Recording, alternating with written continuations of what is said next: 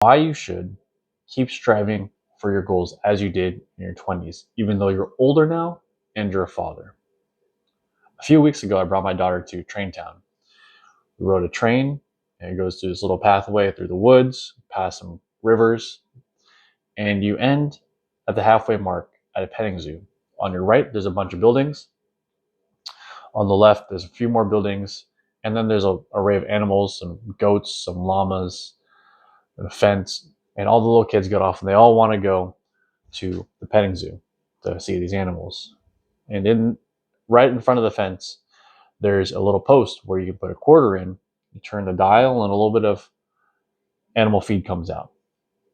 And we were joking around. I was there with my wife, her cousin, my brother, my grandmother. We were there, and we were kind of joking around, like, "Oh, do they take Venmo? Because I don't bring cash around anymore. Like, it's not very common people bring cash." Luckily, the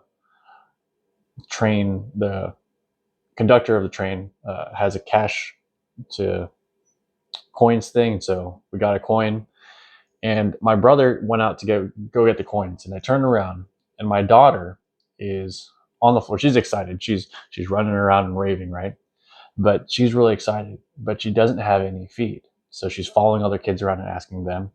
And she went around the uh, to the floor and saw some little bits on the floor, so she was picking up. And I didn't notice until I turned around, but then I saw her doing that, and it brought back a memory for me, and I had to hold back. I had to suck back some tears for a second because I had remembered going back to this train town. I had remembered riding the train, and when I did ride the train, it was the best thing ever. And I held back a tear because I remember going to Train Town, and there were a lot of times where we'd show up, and there were no quarters to feed the animals, and so picking up feed from the floor and asking my friends when we went to Train Town for feed was something that I remember doing.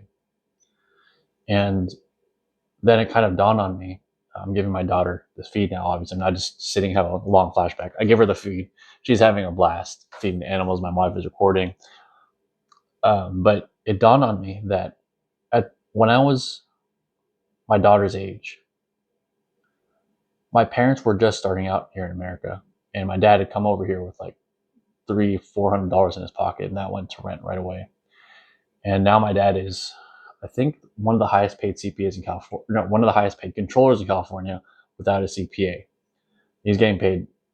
He's a controller for a company that's well on track to be $1 billion this year. So he's done very, very well. But at the time, he didn't really have that much. And I think what I kind of pieced together was, I think at the time they had just enough to get me into Train Town. They had just enough to get me and my brother tickets to ride the train. But there wasn't really any extra to feed the animals. And so that's why I had to go ask friends. And it was very often that a friend would give me half of whatever the little handful was, and we'd both feed the animals. So, one, I want to appreciate my father for doing that. But long story short, or I guess long story long, was the reason you need to keep pushing is because as a father, even though you have kids already, all of the accomplishments you do, all the money you get, the network you build, the material possessions you get, those all become chess pieces for your kids to use in the future. Now, if you don't have the material stuff, you don't have the money, and you're in that position right now, and you're worried and trying to get there, more power to you.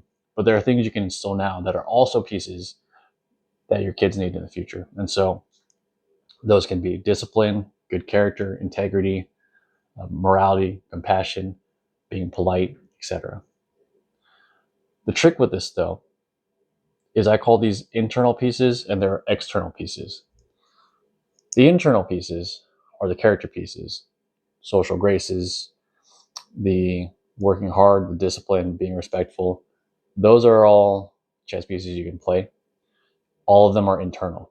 The external pieces are the money, the network, the business savvy, etc.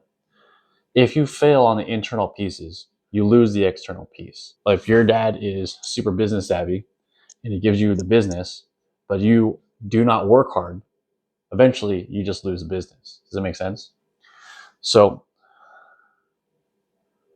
Part of my drives now as a dad, looking at my kids, looking at my wife, is I want to accomplish these things in the material world for myself because it's a sense of accomplishment, but also because I know that when I pass on these skills, these internal pieces and the external pieces, the network I build, the businesses I own, the material possessions I own, all of that my kids get to use and inherit as their own chess pieces on their own chessboard. My quest now is, like I said, all the material possessions, but also all of these little skills and perceptions and different ways of viewing the world.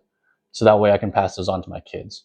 So that way when my kids enter the world and are entering the workplace and starting to go out on their own, they're not starting with nothing.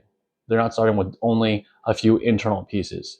They have both a good set of internal pieces, and I can give them a set of external pieces to play the chess game with. So that's something for you guys to consider for those of you who are sitting at home going, well, I'm doing okay. Like, why do I need to go out and do more? Why do I need to push myself? Any help you can give your kid, I think, is your responsibility as a parent to do. Within reason, obviously. You don't want to just spoil your kid. But your job as a parent is to better equip your kid for the world. And the more you can do that, the more chess pieces you can give them, the better.